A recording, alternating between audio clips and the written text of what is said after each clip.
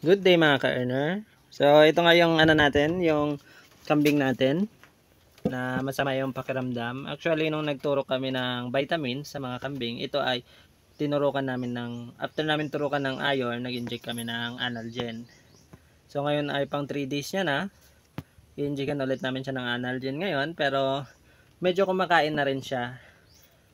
Nilalagnat nga siya mga ka-earner. So kapag ganon, ang una nyong gagawin ay painumin nyo muna ng molasses with Vitamin Pro.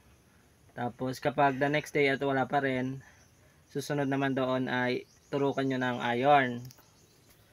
Tapos kapag ito nga medyo lumakas na siya, tapos kulang pa rin at talagang nilalagnat tapos sinisipon, ang tinurok namin ay yung analgen para sa lagnat niya. So ngayon tuturukan ulit namin siya. So every 6 hours nga pala yun yung mga ka-earner. Pero ang ginawa na lang namin ay once a day. Tapos ayan, ngayon kanina bumaba siya. Tapos umakyat ulit. Uminom lang. Ang gagawin ko ay kukuha akong pagkain niya ngayon bago tuturukan na rin namin siya. So dito na lang siya sa kanyang kwarto. Hello. Sinisipon siya. Inuubo pa. So ayan yung kambing natin. Magbibigay din tayo ng vitamin C. Papainom natin sa kanya. So mamaya, pakita ko mamaya, kuha mo na ang pagkain. So ito na nga yung pruning shear natin. Tapos nandito yung sako. Pupunta tayo doon sa may yan yung Madre de Cacao natin. Yung ibang kambing natin, tapos siya nandito sa loob. Hahalata nyo talaga mga ka-earner kapag masama yung pakiramdam ng kambing pag may nararamdaman siya. So kuha tayo ng kakawate doon. Harvest muna.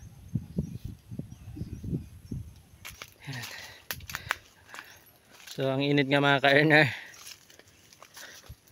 Ayan ay nandito na tayo. So hindi na masyadong lumaki yung mga Madre de Cacao natin dahil nga wala na, tuyong-tuyo na yung lupa. Katingin yung mga kambing. Alam nilang kukuha ako ng kakawate. So ito, harvest na natin to dahil nga kailangan ng ating kambing. Doon meron ding ipil-ipil konti. Yan mga ka-earner, mag harvest na muna.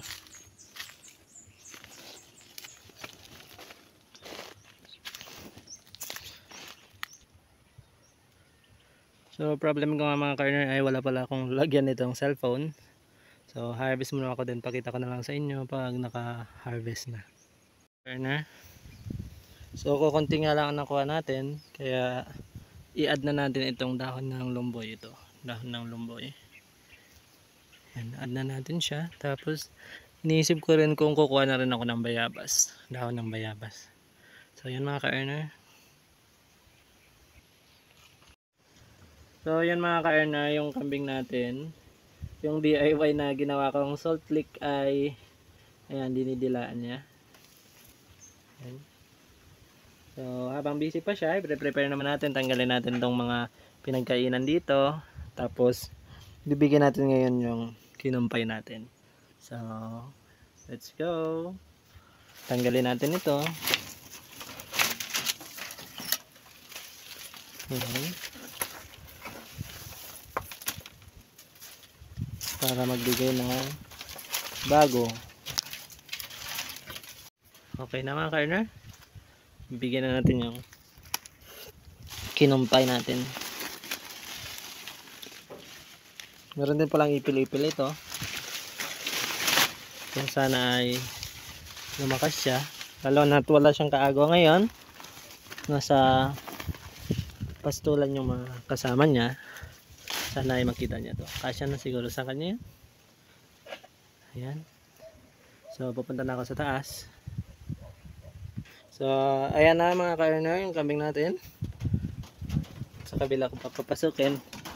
No, hindi dyan. Kulit-kulit. Kumakain na siya. So lilipat ko lang sa kabila.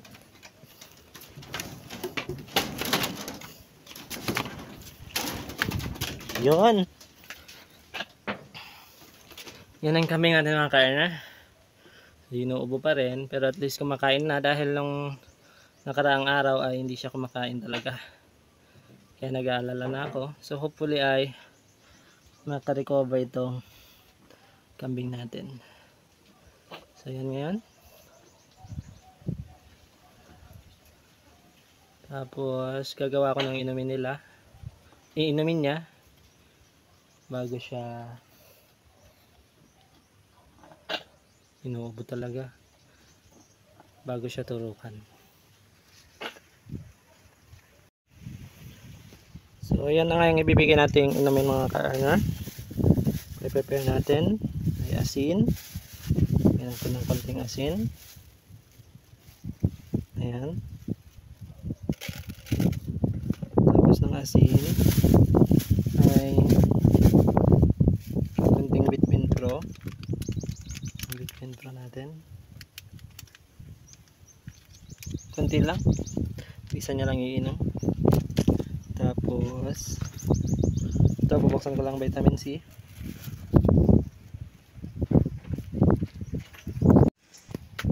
Bubuksan ko na mga ka-earner. Ang dami palang langgam dito sa baba. So bibilisan na lang natin. Lagyan ng tubig.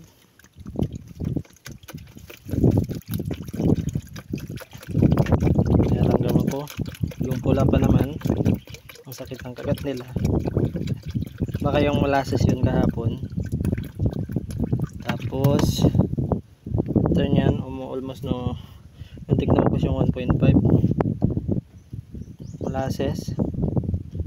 Tapos ay vitamin C.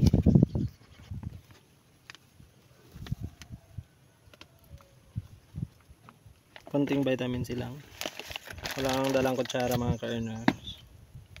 Ayan, bibigyan natin, haluin, then bibigay sa kanya. Lagyan ko na rin ng konting feeds, may konti pang natira dito. Ayan. Ayan, pwede na yan. Kung hindi niya ito mauubos mga ka-earner, pero feeling ko mauubos niya ito sa maghapon. Ayan na. Bigyan na. Mekos-mekos lang mga ka-earner. Ayan na, bibigyan na natin sa kanya.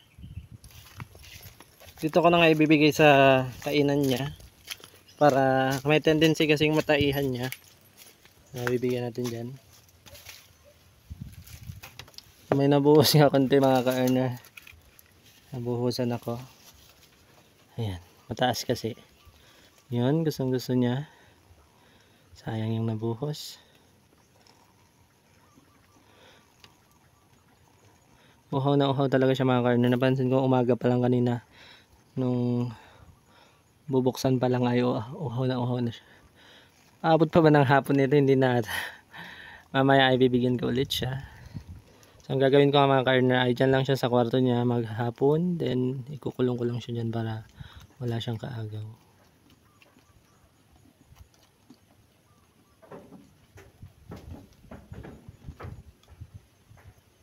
Tuturukan na natin siya. Uhaw na uhaw talaga.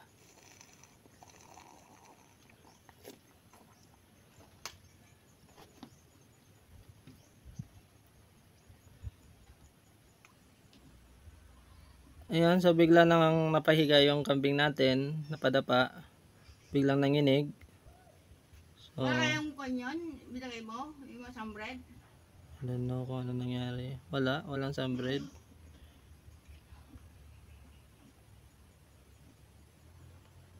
Nangihina na siya. So 50-50 na nga. I think 50-50 na ito mga ka-earner. So we're trying our best. Ayan.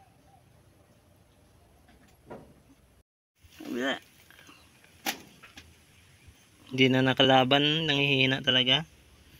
Hindi man lang lumaban yung kambing natin. Dahil talaga nangihina siya. So ayan na mga ka-earner. Yan talaga, may bacteria pa yan. So dyan na muna siya mga ka-earner. For the meantime, hoping na makarecover. So kailangan na namin umuwi at kakain din kami. Mamaya yung Patay ka lang, parang madaling mapatay yun, pero hindi naman kita Yan yan. siya. So bago nga kami uuwi mga ka-earner ay bigyan ko muna ng inumin yung mga kambing natin na nasa pastulan dahil sobrang init na ayaw pa nilang umuwi. Ayan, painumin natin sila. So tinawag ko nga sila. Tumatakbo. Ayan sila. Ayan, yung iba ay nandoon. Yan sila mga ka-earner. Sobrang init na talaga ng panahon ngayon kaya ganyan ang ginagawa natin. Wala nakalawas yan na. Wala na, pumasok na yung Ay, naglaba. ikaw?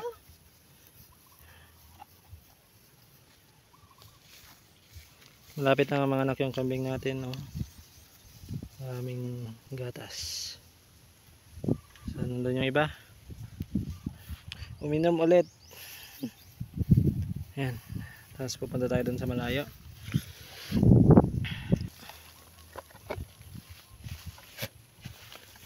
Inom nang inom yung kambing natin. Ayan sila. Ayan. So, ang layo nga nila mga ka-earner. Puro tubig pa rin pala dyan. So, iiwan ko na lang dito ito. Inumin. Doon na lang sa nila. Iwan ko na lang dun sa may bahay nila. So, yun na lang muna mga ka-earner. Thank you for watching. God bless always.